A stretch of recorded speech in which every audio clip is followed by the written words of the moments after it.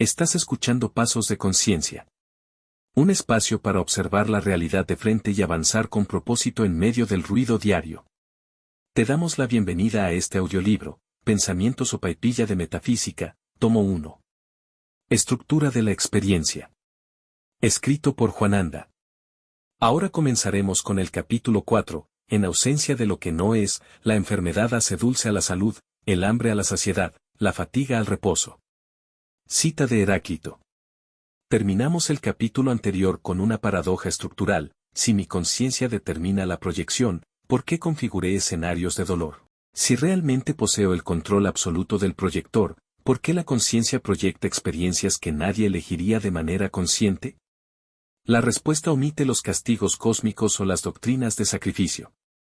La mecánica resulta estrictamente técnica y responde a una regla fundacional, una ecuación que resume la operatividad de este simulador: en ausencia de lo que no es, lo que es, no lo es.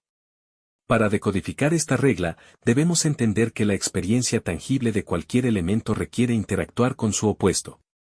Sin el fondo adecuado, la forma desaparece visualmente. Vamos a llevar este concepto a la mecánica básica. Imagina ser luz pura. Representas una energía flotando en un espacio donde todo, absolutamente todo, posee tu misma composición brillante. Tienes el concepto teórico: soy luz. Sin embargo, resulta imposible experimentarlo. Careces de fondo. Careces de bordes. En esa totalidad absoluta, la experiencia desaparece. Eres invisible ante tu propia percepción. Para que la luz logre reconocerse a sí misma de manera tangible, requiere obligatoriamente la aparición de un elemento contrario. Necesita oscuridad. La oscuridad cumple una función estructural específica, opera como el único fondo capaz de permitir el brillo. Este mecanismo define el principio de contraste. Ignoras por completo el calor si jamás has interactuado con el frío. Desconoces el concepto de arriba omitiendo un abajo. Resulta imposible experimentar la grandeza ignorando los escenarios de pequeñez. Aquí entra en operación el ego. El ego funciona estrictamente como una interfaz de usuario. Representa un software de supervivencia diseñado para detectar límites, amenazas y separación. Su trabajo exclusivo consiste en registrar la fricción en este plano tridimensional. El error del sistema ocurre por el nivel de inmersión. La conciencia individual se enfoca con tanta intensidad en los datos que arroja la interfaz, el dolor, la carencia, el miedo, que olvida su posición de observador. Suelta el control remoto y se fusiona con el avatar de la pantalla.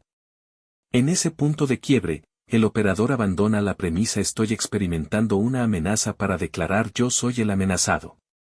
La herramienta secuestra al operador, convenciéndolo de ser una identidad limitada y vulnerable. Comprendiendo cómo la interfaz distorsiona la percepción, volvemos a la interrogante inicial: ¿por qué la conciencia diseña situaciones difíciles en primer lugar? La arquitectura de este plano descarta el sufrimiento como un requisito obligatorio de evolución. La conciencia utiliza el contraste exclusivamente como una herramienta de autodefinición. La conciencia original contiene la totalidad de la información en un estado de reposo perfecto, lo sabe todo, pero carece de la fricción necesaria para la experiencia. El conocimiento teórico omite el impacto de la práctica. Para convertir esa completitud teórica en un evento tangible, el sistema requiere un simulador. Así, la conciencia proyecta un fragmento de sí misma hacia la ilusión de la materia, la dimensión de la dualidad, con el objetivo de vivenciar lo que ya es.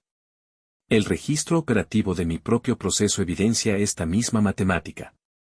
Atravesar la depresión, la ausencia absoluta de alegría, proporcionó el fondo oscuro perfecto.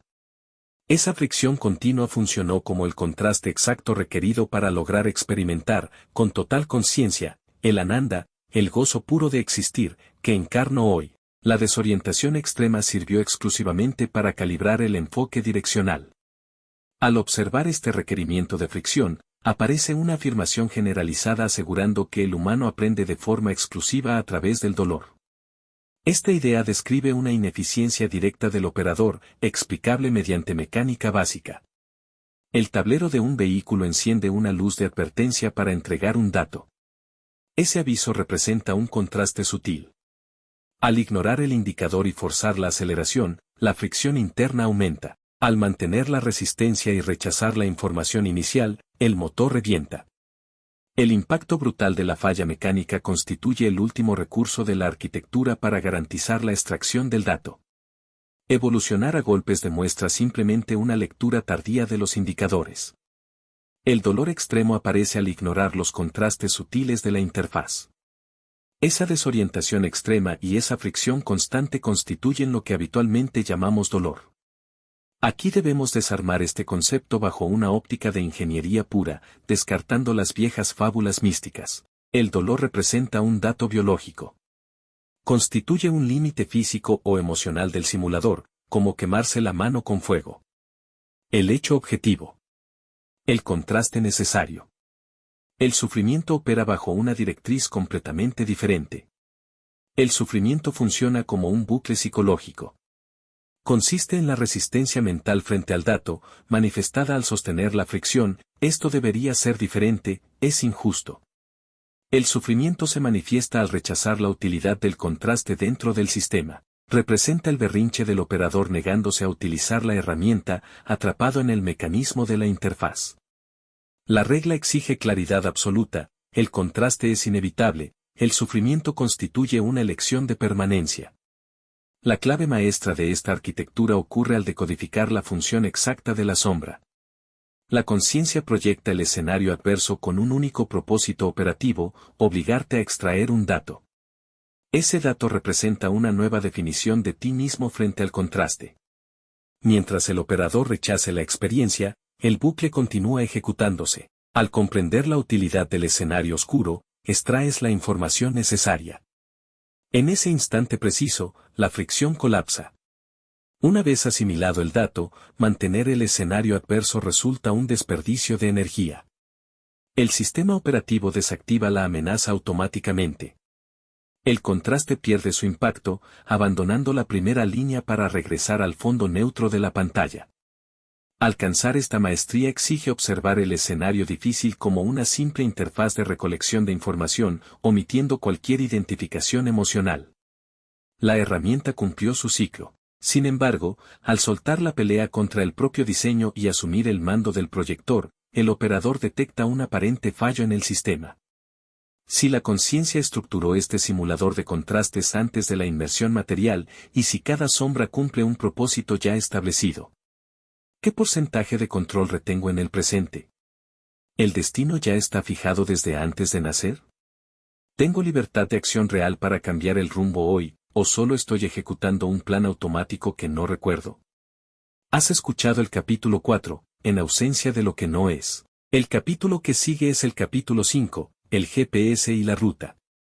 Si quieres leer el libro completo, lo encuentras en el link de la descripción. También puedes acceder al pack completo con los 5 libros de El Camino del Buscador. Recuerda que la verdadera ingeniería comienza adentro.